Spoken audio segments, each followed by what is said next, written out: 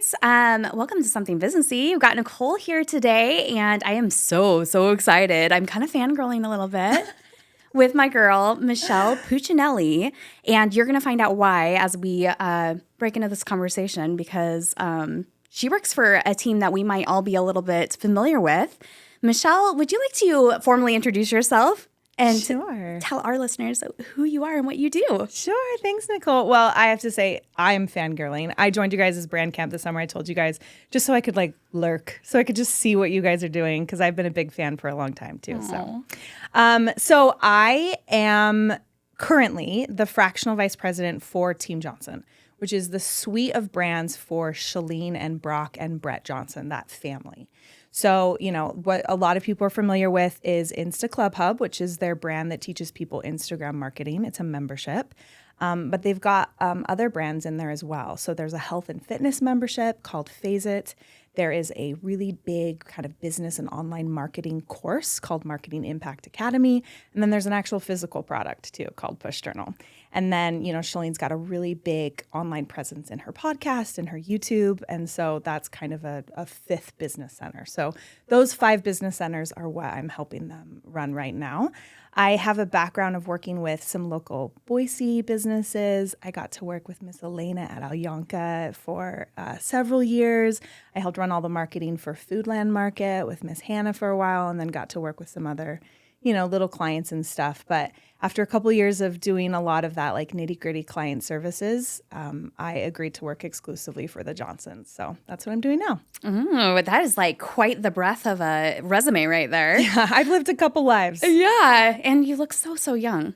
So for those of you who didn't catch this, Team Johnson, you would know, probably our people would know. And it's funny because every single time I bring it up when I try to say who you are, I'm like, Brock Johnson. And people are like, what? Who? But if you are on Instagram at all and trying to market on Instagram, I'm sure that their content has attacked you at some point. I'm positive. And so Brock's young. Yeah, he's 27. Yeah, 27-year-old. I mean, kind of blondish, always has a scruffy beard going on. And he talks really fast. And he's got big brown eyes and talks all about Instagram tips. And you're just running everything behind the scenes. Yeah, I do all the operations and the people management. And I manage a lot of the marketing aspects for them too.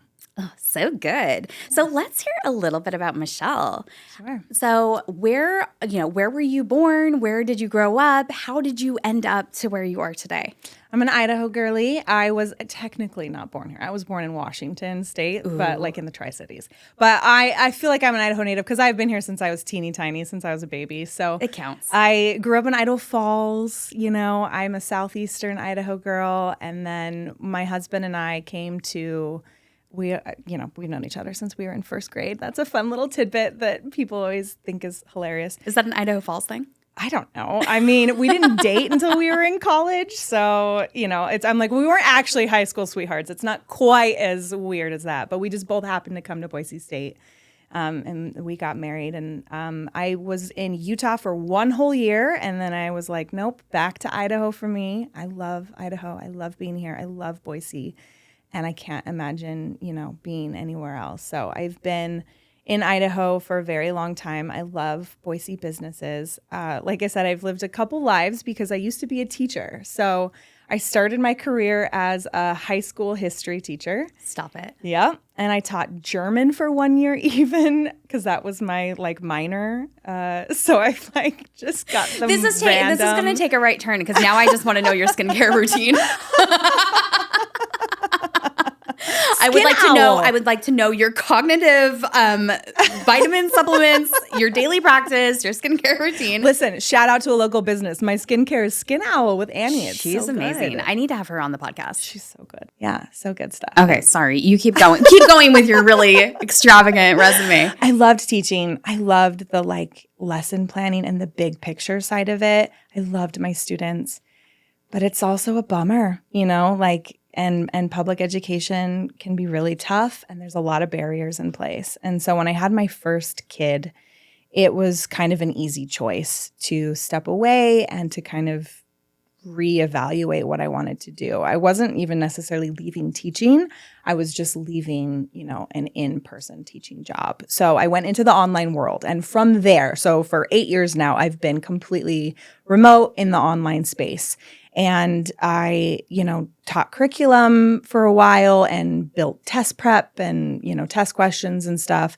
And then after a couple years, when my youngest was about 1, is when I realized I need a little bit more people. I need to have, a little bit more people interaction, adult interaction in my life. So I kind of started looking for what's the next thing and talked myself into a job that I was 100% unqualified for, had 0 experience, 0 resume. In fact, I remember the most brilliant woman who hired me, she asked me in the interview, like, tell me about your experience on Instagram, because it was like an entry-level social media manager job. And I was like, oh, I love Instagram. I love following, I listed some celebrities and stuff. And she was like, well, no, I meant like business. What, are you managing? And I was like, oh, no. I just created my personal Instagram account 2 months ago. So I had no business getting that job, but she just, she saw some soft skills in me and believed that I could do it. And she gave me the job. And from there, it was, learning what I needed to know on the job and getting experience, taking the courses, the free trainings, and just kind of putting my head down and figuring out stuff. So from there, it was, from social media marketing, it was to email marketing, to paid ads, to being a marketing director. And then now, doing all of the operations and marketing. So with this was straight out of teaching. You got this Instagram No, job. There was a 3-year period in between where I was doing I was teaching online, I was writing test prep and stuff. So I've been a freelancer and working remote for 8 years, but it was 3 years after I left teaching that I entered marketing. What kind of teaching were you doing? Was that 3 years? High school. Oh, yeah. wow. Oh, you mean, so I was teaching English lessons to kids overseas. Okay. And then I was, like I said, writing, because I used to be an AP teacher. And so I was writing AP test prep questions for a company and helping those students get ready for that test. Wow. So you did that for 3 years after leaving traditional teaching. Yep. And then at that end of that point, you're just I should be a social media marketing. I just wanted to be around people. I had no direction. It was what is a good part-time job that will work well for a mom with 3 kids, or for 3, I just gave myself an extra kid, 2 kids under 3, and is something I'm interested in. Yeah. So it was just the job requirement was right. And I, again, talked myself into a job I had no business I'm obsessed with that. So was that for one company or was it? It was for Yelp. Wow. Yeah, it was. So I managed all of the Yelp Idaho stuff. Oh my gosh. It was the only Idaho Yelp employee. Wow. So at that point in your journey, how long did you do that before you moved on? I did it for almost 2 years. So there was COVID in there too, right? So that threw a whole wrench in things because not only was I running their social media, I was planning events for them. So that's where I really started to hook into the local Boise business scene. Is I was getting to know all these local businesses and I would get to plan these fun events for them where we would do all the marketing and invite all these people and they would get to show off their product. And that's where I really fell in love again with local businesses and that marketing side of things. And so I got to do that for, like I said, almost 2 years, but there was some weird COVID stuff in there too. Yeah. Wow, that's really fun. Yeah. I love that you're just both feet in. I'm not even going to start with a small business. I'm just going to go for Yelp. That's kind of my personality is people are, I often get asked well, how did you do it? And I was I don't know. I just believed I could and I did it anyway. And I'm dying to know all your personality test answers. I am the Enneagram of the person who takes the test and then 3/4 of the way through gets bored and quits. So I don't actually know what my Enneagram is. So whatever that one is. You don't even know your Enneagram because you couldn't finish it? Couldn't finish. And I'm not I have really great attention. I'm the most neurotypical person but I just couldn't finish it. I was this isn't for me. That's amazing. I have another personality test I need you to take. Okay. It's longer than Enneagram, though. Do you think you can make it? Will you read off the answers to me and select it for me? Sure. Maybe I could do that. So after Yelp, Let's continue on with our timeline here. Where did you end up then? Okay, so then at that point, it was kind of time to look for something a little bit more full-time. And that was just like my personal, like I was at the point where I just really needed to focus a little bit more on some work stuff. Again, it was like coming out of COVID, and I just realized I really needed a little bit more grown-up, big brain stuff. And so, again, just talked myself into a job I probably really wasn't qualified for. So I ran the social media and the email marketing for the Idaho Lottery. Oh my gosh, I just love this. Okay. How long did you do that for? A year, like exactly a year. And during that time, I got asked by the Johnsons to come on and consult for them for their social media. Like it was a very like supposed to be a small gig. Like, come in, help them kind of clean up some stuff and set up some processes and operations for them. And then it just, they just kept asking for more and more of my time. How did they find you? So she posted something and I responded to the post, and then we just got to talking and met, and they had me do a little, test project and stuff. And that was it. Wow. I mean, power of social media right there. 100%. And they just found you off of your personal media? I was following her, right? Like, it's not like she sought me out. I know, but she has a huge following. Yeah. So she just posted something and I responded. I hire so many people now, and I can say that, respond exactly the way the person wants you to. So if they ask for a resume and a cover letter emailed to somebody, that's exactly what you do. If they want you to DM. Like if they want you to fill out a Google form, fill out the Google form. And I just followed the instructions exactly. And again, kind of talked myself into something. That's your takeaway today. Yeah. Right there. That's actually really great advice. Yeah, because you need to respond the way that people are asking you to. I think that we tend to kind of be lazy and skim over things, and we're like, oh, well, I should email. That's the professional thing to do. And it's like, well, if they told you to DM. That's what they want. Or, I mean, even these days with automation, like if they want you to use a ManyChat flow or use whatever it is that they've set up. Sometimes people will think they're going above and beyond, where I'll ask for like a bulleted list of your experience, and they'll send me a 10-minute video. And I'm like, bud, I'm sorry. I'm reviewing applications while I'm at gymnastics practice. I can't listen to your video. Yeah. You're going to get a rejection. Yeah. So that's like something I've really learned as a hiring manager now, is like, you better triple read that application process. Wow. I mean, so to back up with the power of social media, I mean, I'm constantly saying this. We always want to dog on social media. And I even have my days where I'm like, I just quit social media. Yeah. I have those days. Do you have those days? Oh, 100%. I barely post because it's, You're like, wow, I should just not even open this app anymore and delete it. But really the power of social media and what a blessing it is for connection. I mean, we say now it's like, oh, it makes us so distant from each other. But really, like, it has provided so many opportunities. The fact that Chalene Johnson found your account, reached out to you. I mean, like, it's crazy. So I don't know. Bless Instagram. I think it's amazing. So. Yeah, 100%. That's fantastic. We've, hired some really incredible people because they saw a job posting that we, had in a story on Instagram where, I can spend hundreds of dollars on ZipRecruiter and Indeed and I get crap. Yeah. But then the people that see it through Instagram are the best ones. That's crazy. 9 times out of 10. So at the time that they had reached out to you, what type of work were you doing for Idaho Lottery? I was running the social media for them, and then I was running their email marketing. Okay, awesome. So they reach out to you. They want some consulting on some stuff. Like, what types of things were you talking to about them? So, as I mentioned, they have a lot of brands. So that meant they had a lot of social accounts. And they had just a couple of almost really kind of like VAs running a lot of stuff. And there was definitely some mild chaos happening and really not many systems or any of that kind of stuff. And if anything, I'm real good at processes and systems. So I brought in the knowledge that I had at that point with social media. It's interesting working for somebody like the Johnsons because they know more about social media than anybody they could ever hire, right? They know more about marketing than almost any consultant they could bring in. So what they needed somebody is who knew at least as much as they did, could listen, and then take what they were talking about and implement it for their brand. So that's what I came in and did, is took their lessons and their strategy and made it really easy for the team to follow.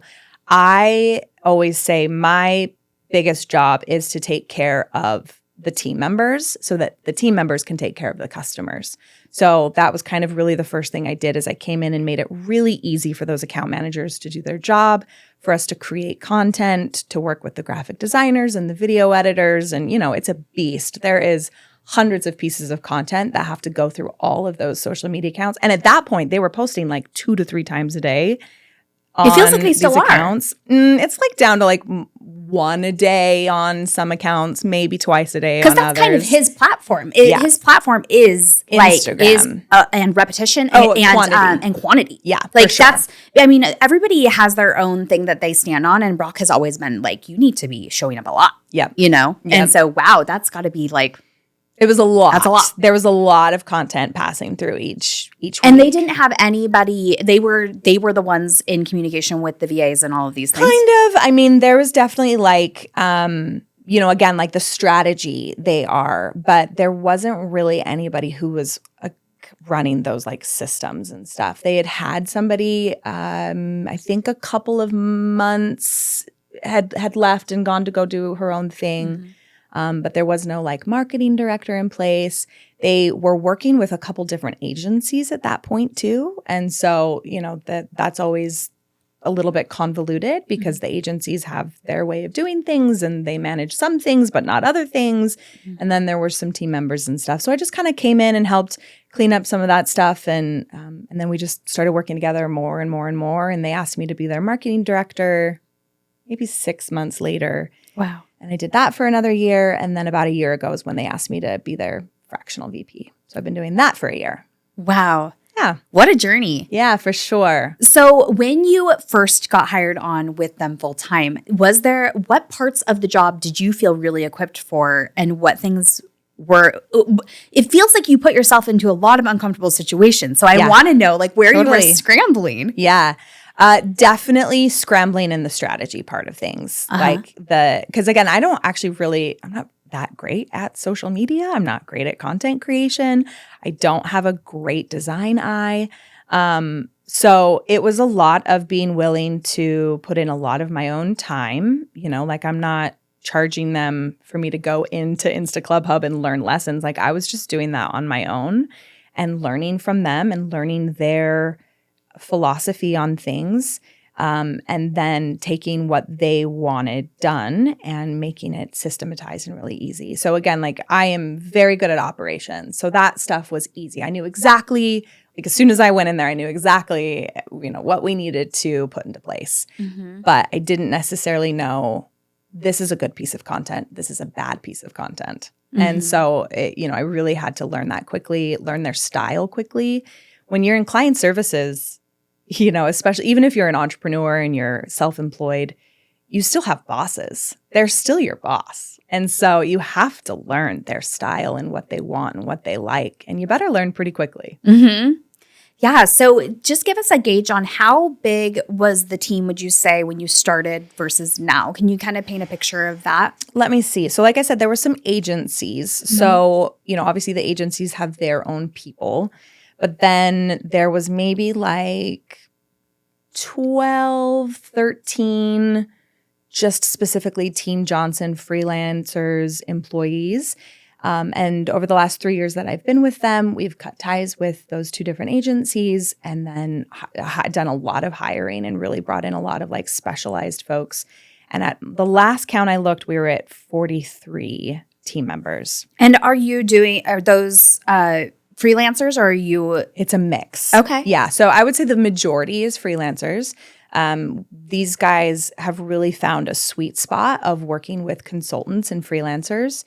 There's a couple of employees who have been with them forever and ever and ever. They came in as employees, but almost the entire team is consultants. Okay. So as of today, where you're standing now, what does your job consist of and how many people are under you? Can you kind of paint us a picture of what that flow chart looks like? Sure. So I do, anything that needs to happen. I'm trying to think of an eloquent way to say this. We're going to do an affiliate launch for, a buddy. I'm running all of that. Like not necessarily coming up with all of the marketing strategy, but I'm taking the marketing strategy and I'm making sure it happens. I am, that Instaclub Hub challenge that we just did this summer. I'm making the big picture launch plan and then working with each of the individual team members to make sure that all of those parts get done. I am overseeing a lot of kind of the boring operation stuff too. Like anytime we have to migrate software or, split up our email marketing platform, any of that kind of stuff I'm overseeing. I spend a lot of time. I try to keep a lot of my time open for the team members because I want to be able to give them really quick feedback when they need it on something. I want to be able to help problem solve with them. I want to be able to hop on a 15-minute phone call if somebody needs to, talk about a personnel issue. And then I do the bulk of hiring too. So that is something I really love and I feel really passionate about. I think it's just one of the most crucial parts of a business is finding really great people and then treating them really well and making sure that they're integrated in your business. So I spend a lot of time and effort on cultivating, the people that get brought in too. Mm-hmm. And I'm guessing everyone's remote. Yeah, we are a fully dispersed remote team. There's still a decent amount of team members in California because that's where they originally were based out of. But I actually, we're going to do a really fun all hands team meeting tomorrow. And I'm doing like a fun trivia thing for everybody. And so I did our breakdown and we are all over. We're like, 50% in the US, 10% in the Philippines, 7% in India. We've got people in Malta, Estonia, Colombia, Canada, Australia. It's a truly global team. Wow. And you're all going to be on the same Zoom call? For the most part. Our poor European folks, it's like 3 a.m. for them. So there's no perfect. We're opting out. Yeah, there's no perfect time. The US-based people, if we can go in the evening, then it's good for the folks in Asia and Australia. But those poor Europeans it's like the dead middle of the night for them. Wow. I would love to hear about some of maybe the softwares that you guys are using or the systems because how do you manage a team that's all over the place like that? How are you able to keep tabs and make sure that the culture is on point when everyone's working from home? Right. So, you have to really lean into whatever communication platform you want to pick. You got to lean into that. I have been with clients before that they're using Slack and they're using Google Chat and they're using text and they're using WhatsApp and they're using Telegram and they've got just like a bajillion different things. And you got to just pick one, just pick your favorite one, make sure everybody is on it. We use Slack. I like it a lot. I think it's a great tool. It's got some cool automations now too that I use actually for my weekly one-on-ones with people. So instead of making everybody get on a phone call or a meeting with me, we actually just do that one-on-one in Slack. And then we just have this like great record of it in a channel. And I can, help them solve problems, hear what they're working on, just kind of a nice check-in with everybody. You do the video feature in chat. In Slack. Sometimes, yeah. So or sometimes is it mostly just it's chatting? mostly written. And then, we'll send each other audio and then Looms and stuff like that. Or we'll use the video part of Slack. Okay. It's kind of, I like to adjust my working style to match what the team members like. So I have some people that want to do voice notes all day long, and I will do that with them. I have some people who would rather die than get on video. So we just do, written all the time. So it's kind of whatever their preference is. Goes back to our original tip. Yep. Yeah. Yep. And then project management. So you have to find the project management tool that you love. And there's really no excuse at this point because there's some great stuff out there. And almost all of them have a free trial. So, figure out which one works for you. We are currently using Asana. I think Asana has some really great features that I like. I personally prefer Notion because it can become like a one-stop hub. And you can, really embed a lot of different things in there and as well as your project management. But, there's lots of other great stuff like ClickUp and Monday and Trello. And so just figure out whatever project management works for you. And then, be kind of a hard ass badass about it, right? So when I started, a lot of people were like sending tasks to each other over Slack or over text or whatever, and then it gets lost. So if you have something that you need another team member to do or you need feedback on, even if it's, can you review this copy I wrote? Put it in Asana. You have to make a task for it. Yes. Otherwise it gets lost. Yeah, we use both Asana and Slack. Do you? In a very similar way. So Okay. yeah, I'm happy to hear those are your favorite. Yeah. I don't want to ever switch. I Yeah. don't think. Well, just switch. Because I have overseen so many software migrations at this point that I'm like, I don't, even if like there was a Cadillac project management tool out there, I'm like, no way. I'm like, literally, they could just charge me whatever they want because I'm never moving ever. Just the process of moving things over. Yeah.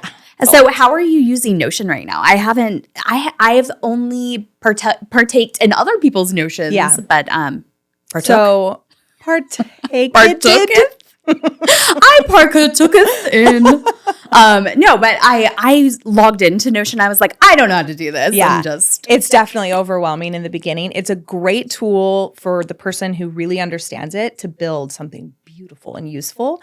And then you share it with people who just need to like click on things, who just need links and stuff like that. So I use it in two ways. I use it personally, just for like my own personal task management and, things that I want to get accomplished. And then for Team Johnson, I built them in headquarters, basically. So it is one platform that houses links to everything. It's got like a marketing calendar. It's where we keep our team roster, photos of everyone, what they're in charge of, what they own, where they live, contact information. There are brand centers for each of the different brands. So there's like the specific, documents that people might need, the branding guides for each, the initiatives that we're currently working on for each brand, the goals for each brand. So it's just really like a one-stop shop to get everything because, I think we all have been on that team where there's like some things in Google Drive and some things in Dropbox and some things are on somebody's hard drive. And it just got to be too much to try to track it all down. So it took a lot of time for me to build that HQ, but it's been totally worth it. It sounds amazing. Now I want to go get into Notion. Yeah, so cool. like in your own mind, your own systematic mind, are the evergreen things that you need to access regularly are in Notion? Yeah, exactly. Okay. Yeah. So like if we're doing something that is timely, like for example, this challenge that we just did in the summer, I build a launch plan. So I use like a Google Sheet, and that is like its own little mini HQ. Everything that you could possibly need for that launch is going to be linked, and dates are in there and all of that stuff. Has this task been done? I even like link to the Asana task for each thing. So every time I'm referencing to the team, I can just keep putting in that launch plan, like don't ask me for a link to the Zoom on Tuesday, go to the launch plan, go to the launch plan, go to the launch plan. And that's been a really big game changer too. We need to just go have like a nerd out lunch. I'm just like, day. I need to like I just need to like see your brain like in system. Like I am so fascinated. That's really, really cool. It's fun. I do really like it. And it is one of those things that I could nerd out on all day. Yeah. That is awesome. So those of you who are, you're small, Asana might be, if you're like, a little team, Asana might be a little more than what you need. I recommend for like my solopreneurs or like teams of, under 3. We like Trello for that. I mean, it kind of works a similar way for Asana. Yeah. You can use a free version of it. Yep. Slack is a must. I might stay out of my text messages. Like I want the ability to not check something. So if it's an emergency, you can text me, but otherwise I'm going to look at it in Slack when I have time. And then, a lot of my my coaching students have been using Notion. Yeah. And so that's been seeming like a really great. It's got really nice integrations too. So like you cool. could actually embed a Slack channel into Notion. Fun. So like you can talk about a channel, like if you have a page in Notion that's just specifically for a launch, you can embed the Slack channel where you're talking about that launch. Okay. Courtney, clear my schedule. I need an entire week to nerd out on Notion. Okay. So let's move on into, talking to small businesses who maybe are not, maybe we don't have employees yet. Maybe we have a handful of employees.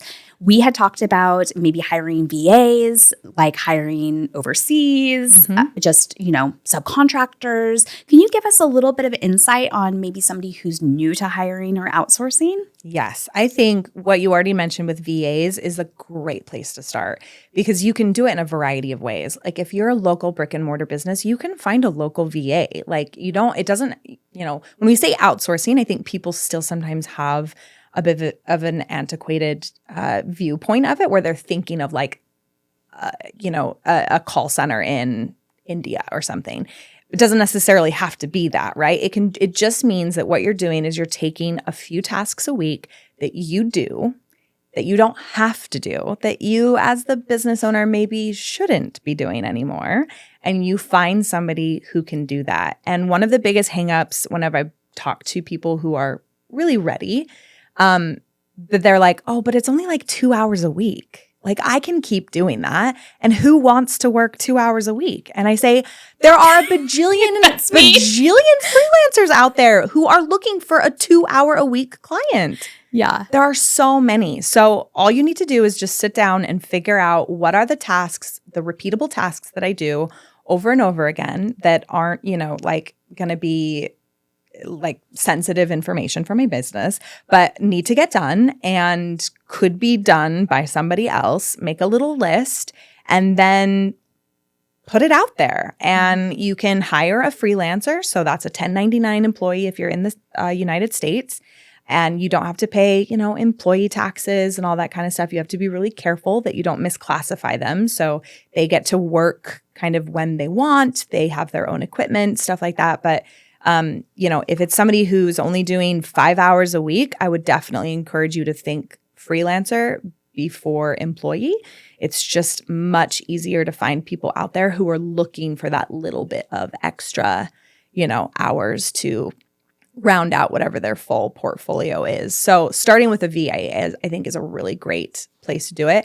And it's important to remember that VAs have different focuses. You can find an admin VA who specializes in managing your inbox and your calendar. They even can do like some very minimal bookkeeping, like things like putting in codes for things or whatever you need. And then you can have VAs who focus a little bit more on that project management. So if you have maybe you are in client services and you're doing the same things with clients every single time you onboard a new one, you can have a VA who's really good in that project management stuff take that over for you, right? If you're sending the same emails to a client every time and putting them in the same platform, the VA can do that for you. And then the third kind of main focus I see in VAs is account management. So it's important to not think of them as a social media marketer because they're usually not looking to be that, but they're really good at checking your DMs and making sure that you're engaging with other, accounts in your industry. They can post for you. Most of the time, you'll need to provide the content for you.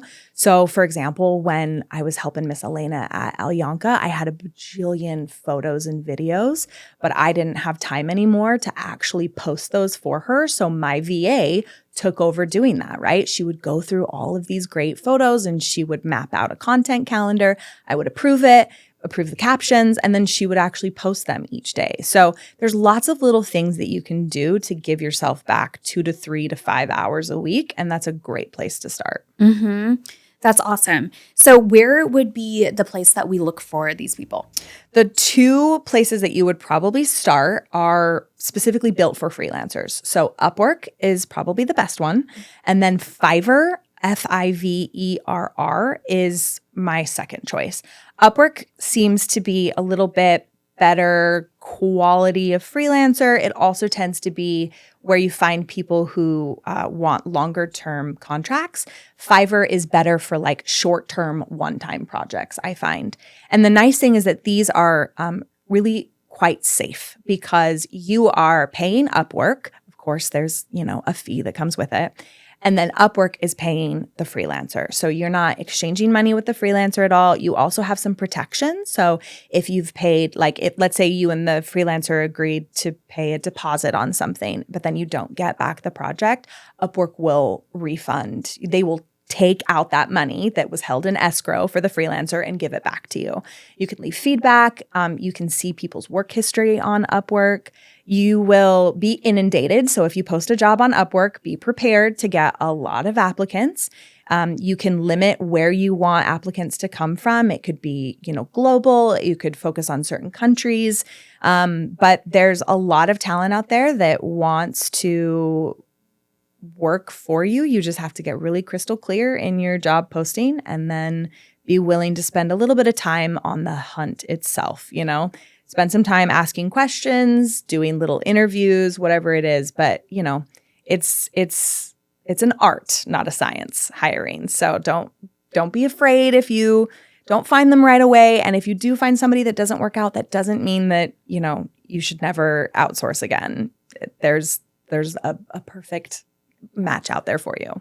So if you go about hiring on Upwork or whatever and say that you want to have somebody be a continuous part of your team, I have a couple of questions about that. First of all, how do you illustrate what the job entails and your own processes in your business? That's my first question. Okay. So I would start by obviously list those out. So you've already created your list because you've decided, all right, I need a VA who focuses on account management.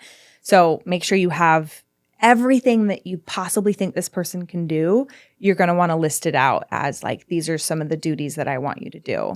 I also think it's important to give the freelancer a little bit of an idea of who you are, what your style is. If you know that you're going to need your VA to check your inbox from 5 a.m. to 6 a.m. Mountain Standard Time, put that in the job requirement because you don't want to get to the end of the finish line with somebody only to find out that they are unavailable during that time. So you really have to spend some time in advance to think about what are all of the requirements that I could possibly need for this job and then put it on there.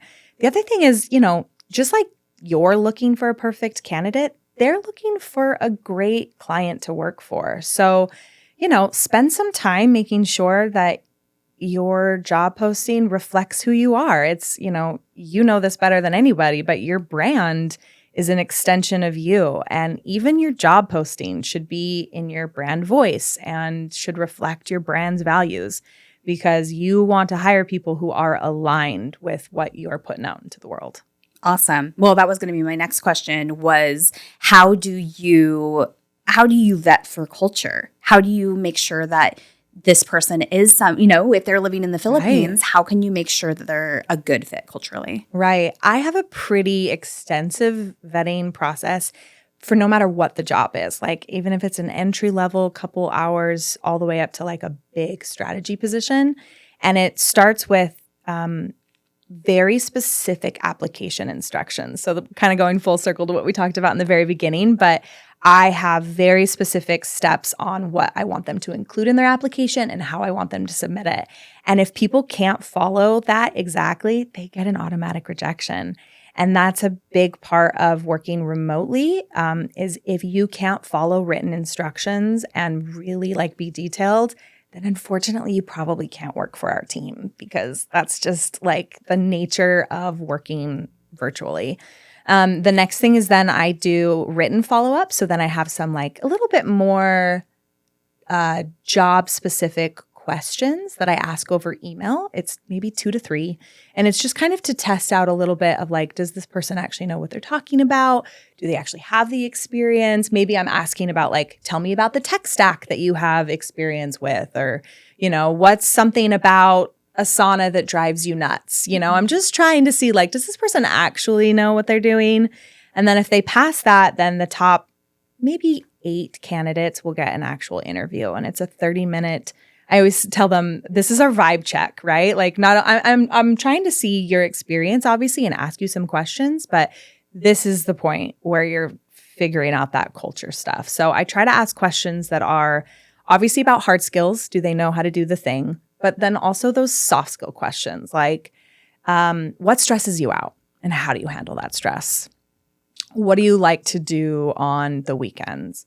how would you respond to a team member who messages you at 8 p.m. at night with an emergency? You know, those kind of questions help you determine if that person's going to, vibe with the rest of the team. Okay.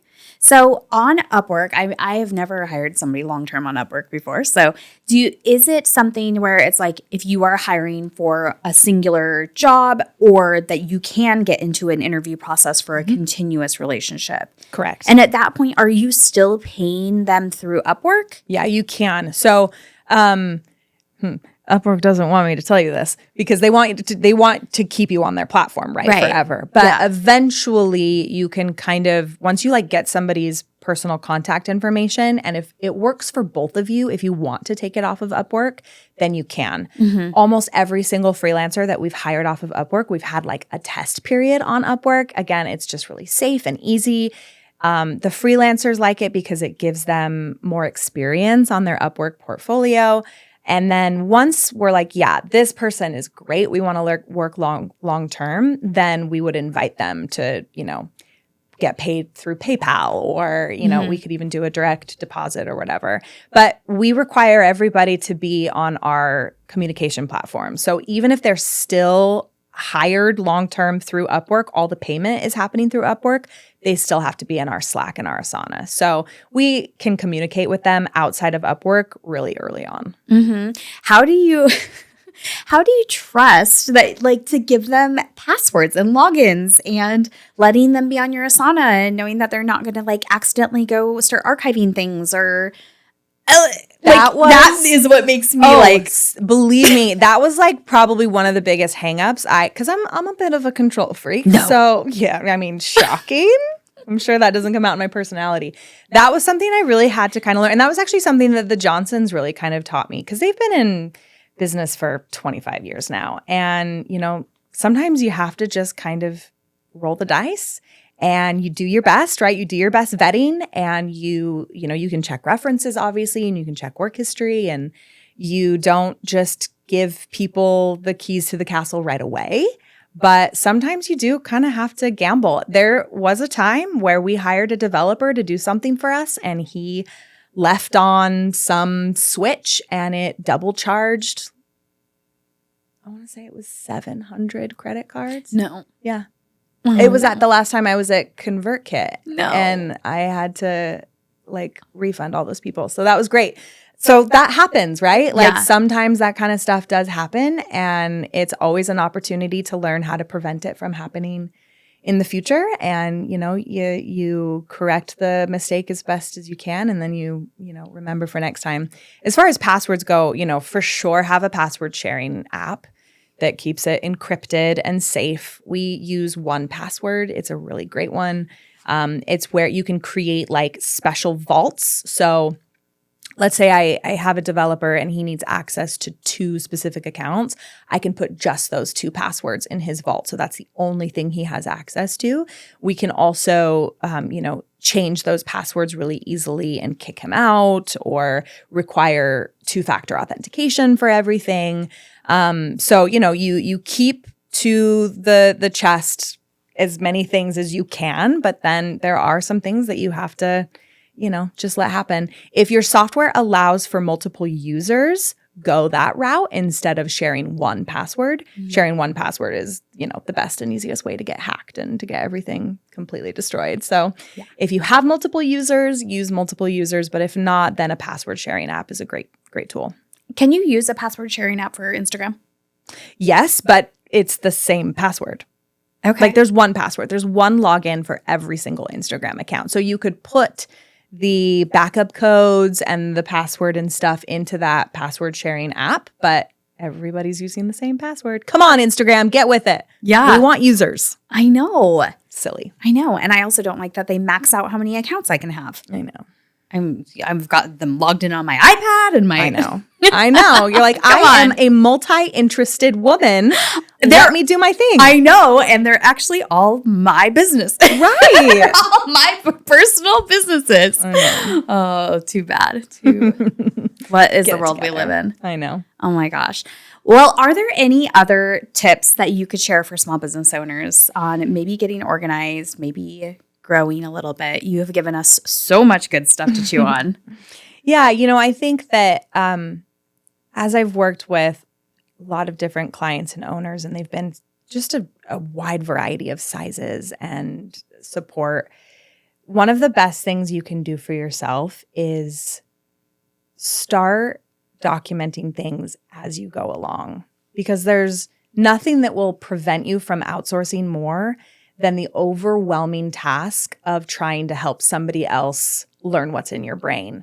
So even if you've been in business for 5 years, it's never too late to start. The next time you do something more than 3 times, you need an SOP for it, right? SOP, standard operating procedure. So it can be so simple. Just open Loom, film yourself doing it, narrate it out loud. Pop that link into a Google Doc, and it's there and it's ready, right? So it can be really simple. There's lots of great tools out there that you can use to create SOPs, but if you are doing a repeatable task, just create it once, and once it's created, it's there and ready for you. But if you don't yet have anything created, then I would start with the tasks that you think could be outsourced. And just the next time you do all of those things, just create the SOP for them. And then, you'll just slowly start chipping away at it. Oh my gosh. That's good advice. You would not believe how long it took us to start making SOPs. It's hard. It takes a lot and it's so boring. It is boring. Yeah. I know. We want to do the fun stuff. Right. We want to create something new. Right. We don't want to repeat the same task twice ever. I know. Just kidding.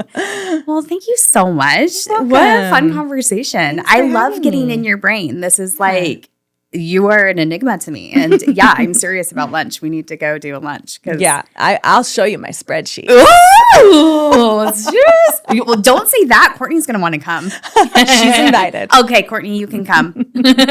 Thank you so much, Michelle. You're welcome. Thanks How for having can we me. find you? Yeah, I am most active on Instagram.